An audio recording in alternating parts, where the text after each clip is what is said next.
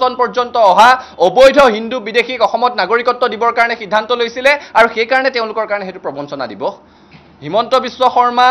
অসমত প্ৰবঞ্চনাৰ brand ambassador আকৌ এবাৰ কৈছো বাৰম্বাৰ জাতিটোক প্ৰবঞ্চনা কৰিছে আৰু গতিকে তেওঁ প্ৰবঞ্চনা দিবস পাতিম বুলি কোৱা কথাটোত আমি মুঠেই আচৰিত হোৱা নাই অসম উত্তৰ পূৰ্বাঞ্চলৰ খিলঞ্জীয়া মানুহে সেই দিনটো শ্বহীদ দিবস হিচাপে পালন কৰিব ছাত্ৰ সন্থাই সেই দিনটো শ্বহীদ দিবস হিচাপে পালন কৰিব